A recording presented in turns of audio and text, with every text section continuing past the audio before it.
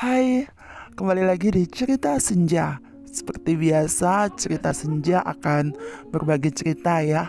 Tapi kali ini udah lama sekali ya Cerita Senja tidak mengudara di udara pastinya ya. Udara atau apalah ya namanya. Nah, di kesempatan kali ini kebenaran ada momen yang pas. Terus kebenaran juga udah punya cerita. Jadi Cerita Senja akan berbagi sedikit cerita ya seperti biasa. Ceritanya tentang kisah-kisah mistis para pendaki gunung yang pada umumnya sih dialami secara misterius dan nyata ya. Baiklah, langsung aja ke ceritanya.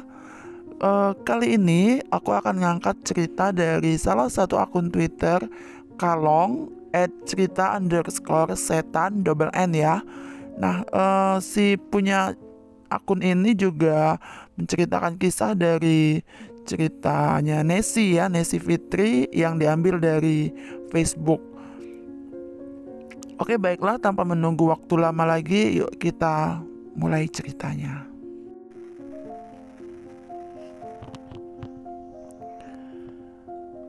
Cerita ini bertajuk Si Manis Gunung Cikuray.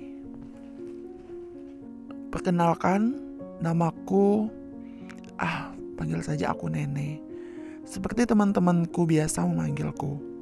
Kali ini aku akan mencoba menceritakan pengalamanku saat mendaki Gunung Cikuray bersama teman-temanku pada tanggal 6 sampai 8 Februari tahun 2015 yang lalu. Sejujurnya, selain tangisan si cantik dan senyumannya manis, bapak bersepeda ontel, ingatanku tentang pendakian itu sudah samar-samar. Namun, karena mendapat bantuan dari Mas Oki dan Mas Pei, temanku yang juga mendaki bersama saat itu, maka akan kucoba menceritakannya kembali. Oh iya, beberapa nama akan kusamarkan ya karena beberapa alasan. Tanpa terasa, malam semakin larut. Sedangkan aku masih asik duduk di depan Lepi yang selalu setia menemaniku, menjelajahi dunia digital dengan informasi tanpa batasnya. Gunung Papandayan, informasi itulah yang saat ini kucari. Sebuah kebiasaan lama yang diajarkan oleh almarhumah kakak pertamaku yang senang sekali naik gunung dan climbing, serta diaminin juga oleh almarhum papaku. Jadi tiap kali aku ingin naik gunung atau sekedar jalan-jalan, aku pasti selalu mencari informasi tentang tempat yang akan aku datangi. Ting tong, tiba-tiba bunyi pesan masuk di HP-ku. Dut, kayaknya kita nggak jadi ke Papandayan deh. Isi pesan yang ada di aplikasi pesanku. What? Batal? Sia-sia dong semuanya, batinku saat membaca isi pesan dari temanku itu. Capek deh. Kenapa nggak jadi? Balasku setengah kesal karena merasa semuanya akan sia-sia. Informasi yang kucari di sela-sela waktu luangku dan tabunganku yang habis untuk beli perlengkapan naik gunung, serta usahaku untuk merayu ibuku agar mengizinkanku pergi ke Garut. Kata Denny sih Papandayan lagi ditutup. Besok deh aku jelasin. Mengesalkan sekali. Padahal aku sudah sangat berharap untuk bisa hiking lagi setelah sekian lama aku menjejakkan kakiku di gunung. Padahal ingin sekali kulihat lagi mentari yang keluar dengan malu-malu di balik lautan awan. Padahal hatiku sudah meronta untuk melepaskan kerinduan bernyanyi bersama bintang di depan api unggun yang memberikan kehangatan. Dan padahal lagi tinggal 3 hari semua inginku itu dapat terwujud. Kututup lepiku dengan kesal dan beranjak tidur agar cepat kudapati jawaban kenapa pendakian ini tiba-tiba dibatalkan. Woi, kenapa dibatalin? Tanyaku pada Anam tanpa basa-basi saat itu aku tiba di kosannya. Anam dan Pei ngekos di satu rumah namun beda kamar sama aku. Karena kosannya mereka itu terletak sangat strategis. Jadi biasanya dijadikan untuk nge-camp gitu, nge-base camp oleh teman-temanku. Pepandayan ditutup karena ada relokasi pedagang, katanya sih gitu. 2,3 juta deh, udah melayang. Percuma dong gua beli peralatan kemarin mas, keluhku. Tenang si Mbak Ne, kita tetap pergi kok, jawabnya singkat. Ntar aja jelasinnya, tunggu yang lain. Males gue jelasin berkali-kali, lanjutnya. Pertanyaan dan jawaban yang sama selalu terlontar setiap kali temanku datang. Kita gak jadi ke Papandayan gitu? Terus jadinya kemana? Ke Cikuray, kata Anam setelah semuanya udah pada kumpul. Hah? Cikuray? Tanyaku serempak dengan Richard dan Jesse. Iya, Cikuray, tinggal nyebrang doang loh, sama-sama di Garut juga, jawabnya enteng. Tapi mas, gila kali, gue udah lama kagak hiking, masa tahu-tahu Cikuray? Jawabku setengah tak percaya. Acara pendakian kali ini merupakan pendakian pertama untuk Pei dan Richard, juga Jesse dan Oki. Walaupun bukan pendakianku yang pertama, namun terakhir kali aku menjejakkan kakiku ke gunung adalah tahun 2005 alias 10 tahun yang lalu. Dan tiba-tiba sekarang, setelah semua tulang sudah susah diajak untuk kompromi, aku disuruh untuk hiking ke gunung yang bikin dengkul pendaki berpengalaman sekalipun pengen nangis. Rasanya ingin sekali kubatalkan saja pendakian ini. Namun karena teman-temanku yang lain sudah kepalang tanggung ambil cuti kerja dan sebagian juga udah menghabiskan tabungan di toko perlengkapan camping sepertiku, akhirnya kami putuskan untuk tetap pergi. Di tengah hiruk-pikuk rutinitas harianku, tak sempat lagi ku cari informasi tentang Cikuray.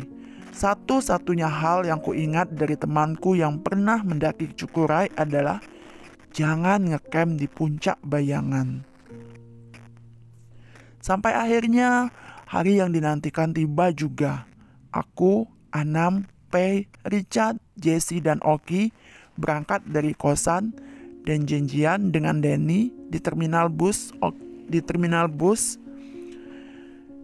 Denny mengajak 3 orang temannya, Andri yang akan jadi guide kita, serta Paras dan Wilan.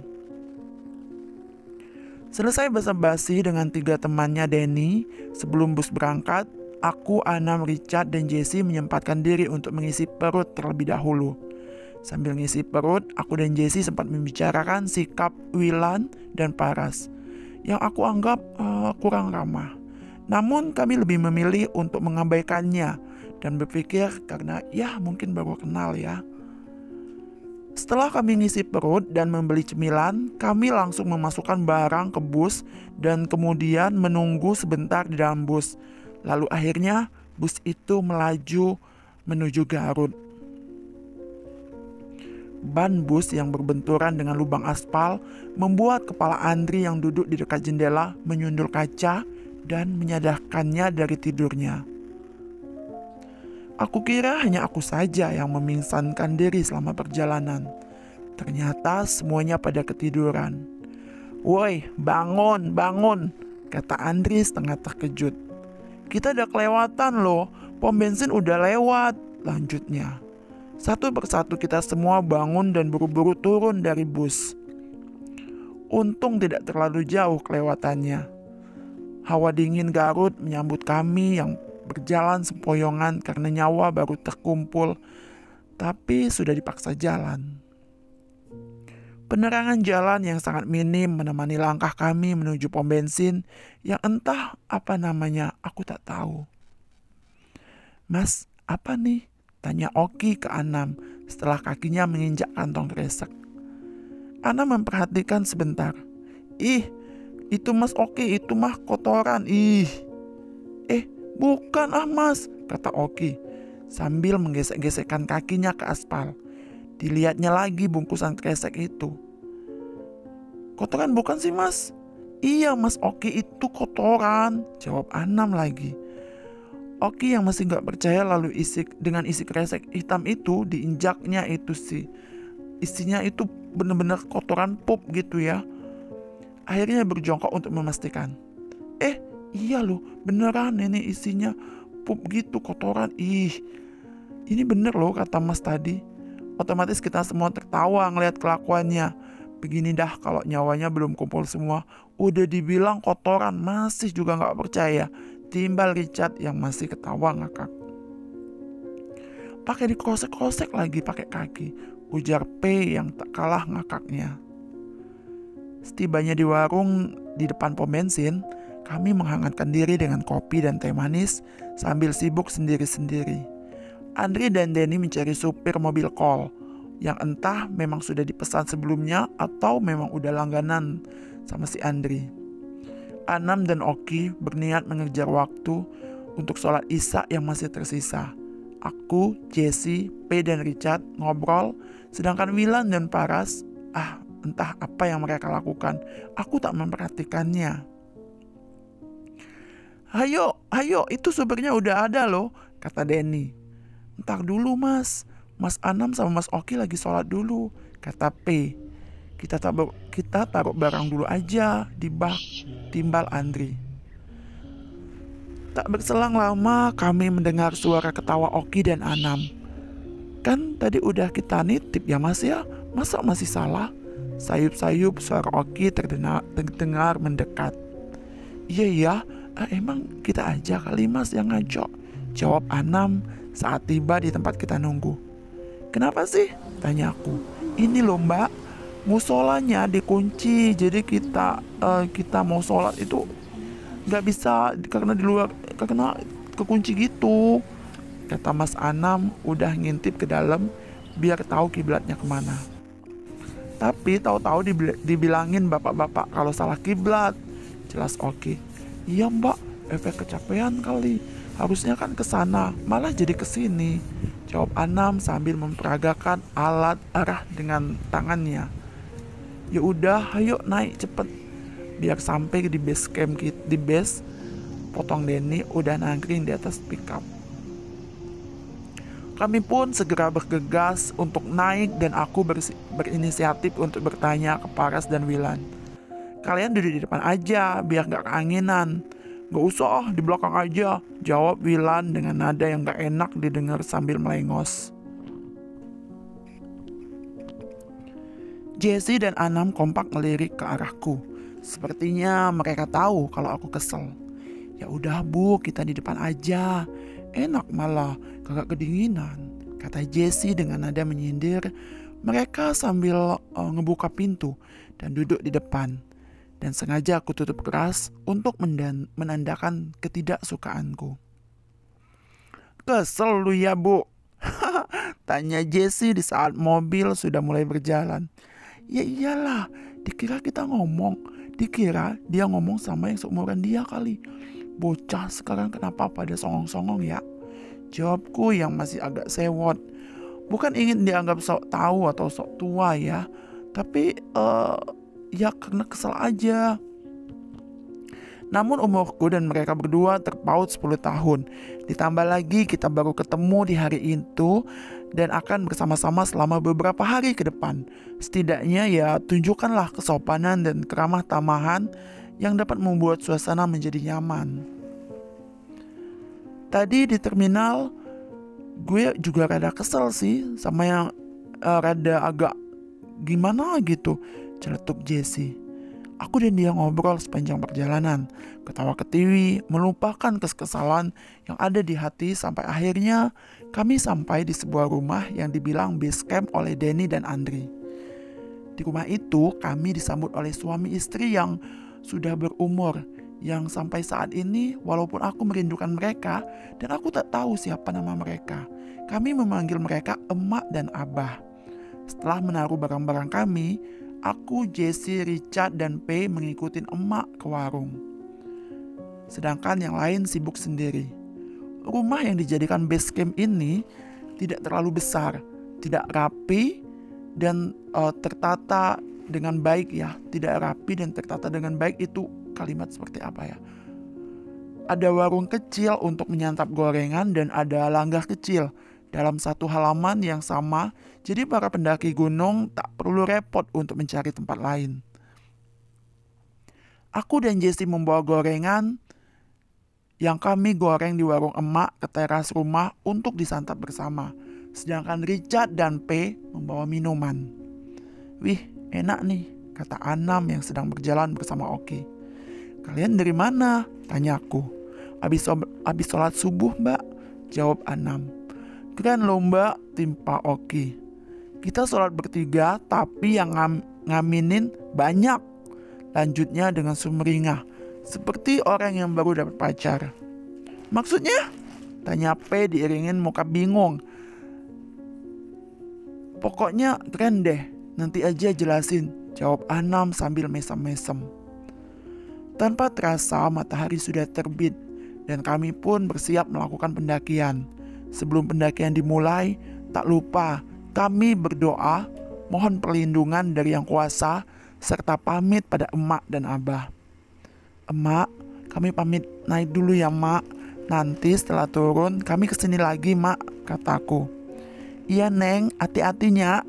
Jangan lupa berdoa di jalan ya, biar lancar sampai turun lagi. Setelah cium tangan, kami pun beranjak meninggalkan rumah emak dan abah. Kira-kira pukul 8 atau 8.30 pagi saat kami memulai perjalanan, kami berjalan perlahan sembari berbincang dan menikmati pemandangan. Tak lupa bertegur sapa dengan para petani yang lalu lalang di jalur yang sama dengan kami.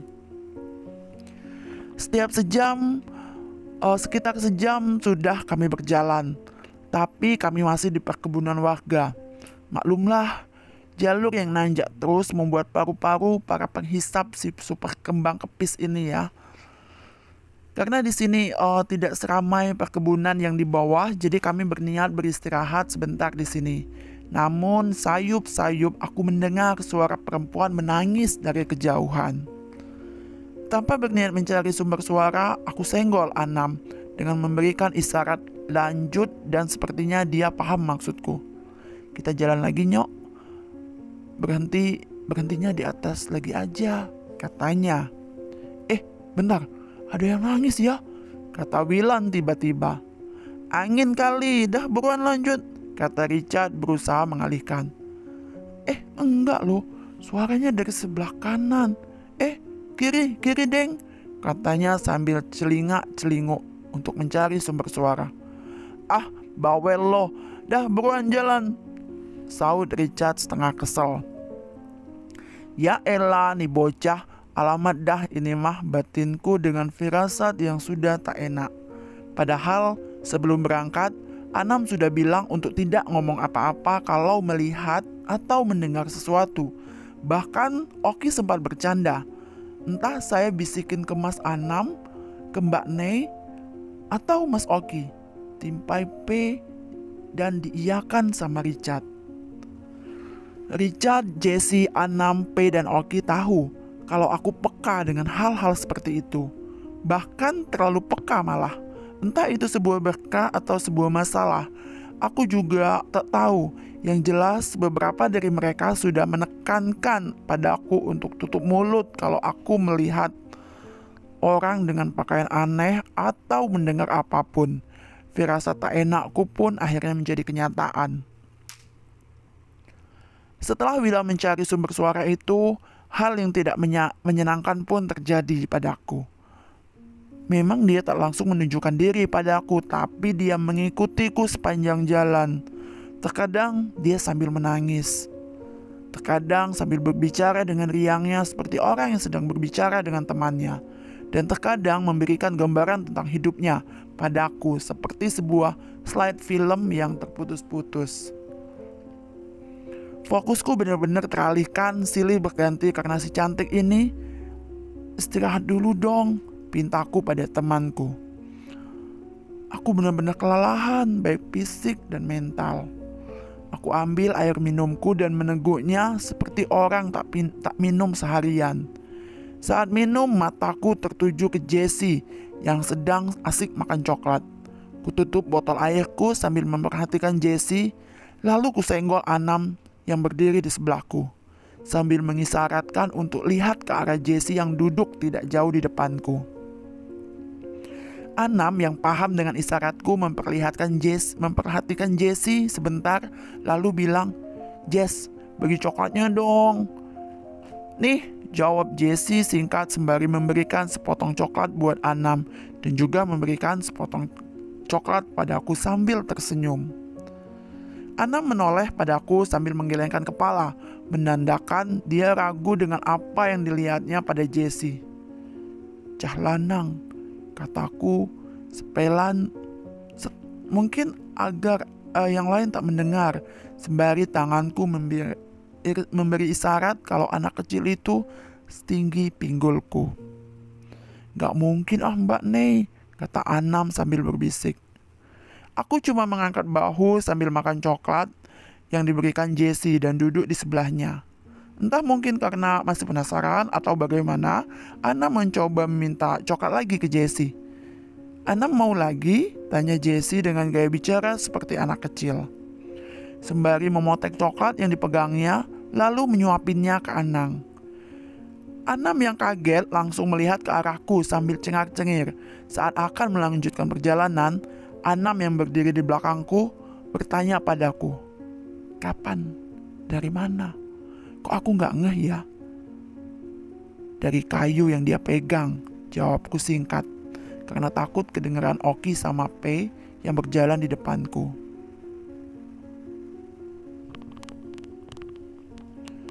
Tanjakan demi tanjakan kami lalui. Perjalanan ini terasa lama sekali. Entah hanya aku yang merasa lama atau memang karena jarak pos 1 dan pos 2 itu memang sangat jauh dari starting point kami. Yang jelas, kami baru sampai pos sekitar jam 11.30 siang. Nah, di pos ini kami bertemu dengan para pendaki lain yang sudah tiba lebih dahulu. Setelah menegur para pendaki dari grup lain, aku duduk di luar gubuk pos. Selain karena di dalam terlalu penuh, aku pun terlalu lelah karena si cantik yang menemani perjalananku. Walaupun dari jarak yang agak jauh, setelah dirasa cukup, kami melanjutkan perjalanan. Medan yang semakin aduhai pun kami lewati.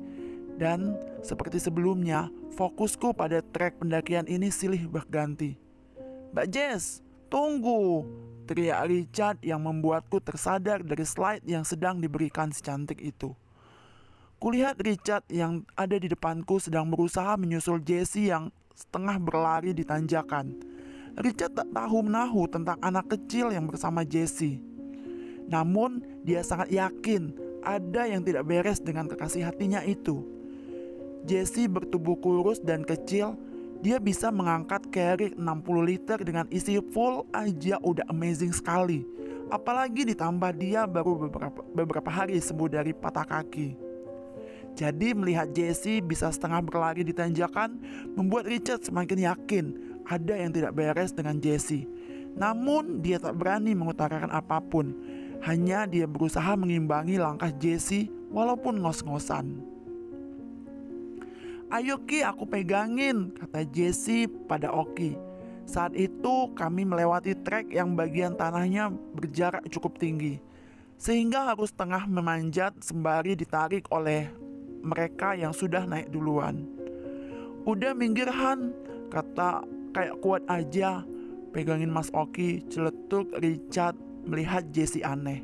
"Aku kuat kok," sanggah Jessie. "Udah, aku aja," sembari menggeser Jessie ke samping dan membungkukkan badan untuk menarik Oki. Teriak Oki kesakitan. Tanah yang dijadikan pijakan oleh Oki bulurukan menyebabkan dia tergelincir dan cedera pada pergelangan kakinya. "Itu kalau dilihat pakai mata telanjang, gak ada apa-apa Mas?" tanya Anam. "Enggak Mas, cuma kayaknya tadi kaki saya ketekuk, jadi agak sakit." "Bisa naik gak Mas? Tak gendong sini," lanjut Anam. "Wis bentar, tak coba lagi naik sendiri," kata Oki sambil memutar-mutar engsel kakinya. "Ayo Bang Richard, coba lagi," kata Oki ke Richard. "Hayo," jawab Richard bersiap-siap menarik Oki. Oki sedang mengambil ancang-ancang untuk naik. Kulihat anak kecil itu ingin menarik kaki Oki lagi. "Mas Oki," panggilku sebelum Oki naik sambil melotot dan menggelengkan pelan ke arah anak kecil itu. "Kenapa, Mbak?" tanyanya sambil menengok. Enggak mas, enggak jadi," jawabku. Setelah Oki naik, aku pun naik dan terakhir Anam. Kami duduk sebentar untuk melihat keadaan kaki Oki. Setelah memastikan semuanya aman, kami pun melanjutkan perjalanan. Semakin mendekati pos 2, sekarang pos 3 sepertinya ya, semakin hilang fokusku.